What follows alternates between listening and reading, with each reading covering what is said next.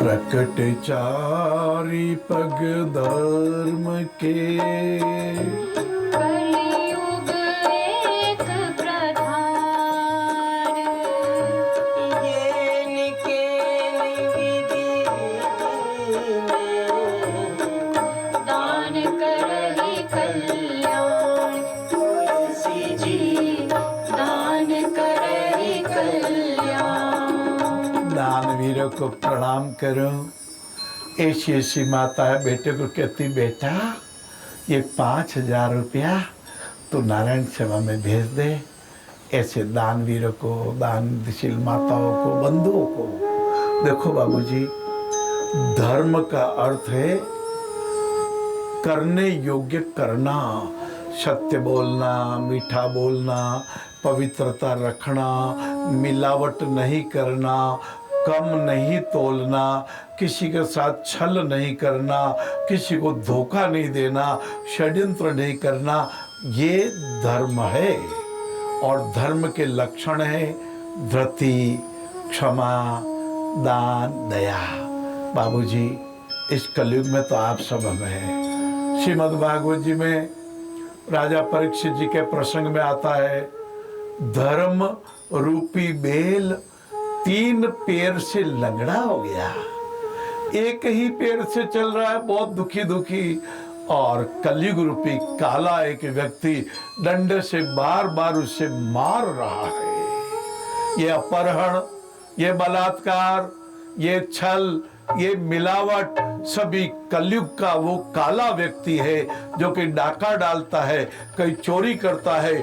Tihar jail में कहते 3 गुणे लोग वहां है, जितनी कैपेसिटी है उससे 3 गुणे लोग ज्यादा वहां है। ये ऐसे बलात्कारी, अपहरणकारी, आतंकवादी, ये कलयुगी लोग नहीं चाहिए। हमें ऐसे लोग चाहिए जिनके मन में दया हो। आप कहेंगे बाबूजी उनका क्या करेंगे? वो सुधर जाएंगे। 1947 में भारत आजाद हुआ। यदि हमारे बाल बच्चों को उस समय से भारतीय संस्कृति के पाठ पढ़ाए जाते। भारतीय संस्कृति का मतलब है बलिदान। भारतीय संस्कृति का अर्थ है शिवाजी का शौर्य, वीर महाराणा प्रताप। आप कभी उदयपुर पधारोगे, आप उनकी वो तलवार देखेंगे, आप तो उठा भी नहीं पाओगे। हाँ, ऐसे वीरों का यह देश रहा है। लेकिन हुआ क्या? हम भौतिकता में खो गया। भौतिकता मधुर मधु, अध्यात्म कटु नीम है, धर्म तो अफीम है। मुझको बहकाओ मत, बढ़ता ही जाऊंगा।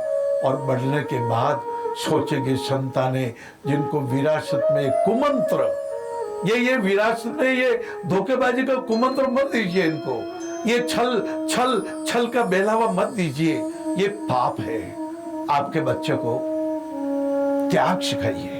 दान कर्म है धर्म का, सबको अपना जान। सभी धर्म स्वीकारते, कहते वेद पुराण। प्रकट चारि पग धर्म के। कभी यज्ञ बड़ा धर्म था, आज भी यज्ञ करना चाहिए। चंदनस्य मत्पूर्णम पवित्रम पापनाशनम, तिलक लगाना ही चाहिए। हमारे जब कलेवा बांधते हैं यज्ञ में, सत्कर्मों में, तो क्या कहते हैं? व्रतेन दीक्षा मापनोति, दीक्षा मापनोति दक्षिणाम। मैं संकल्प लेता हूं कि ये अच्छा कार्य करूंगा। यही कलेवा बांधने का महामंत्र है, संकल्प लेता हूं। आप संकल्प लीजिए, इन दीन दुखियों को उदास चेहरे पर मुस्कुराहट लाएंगे।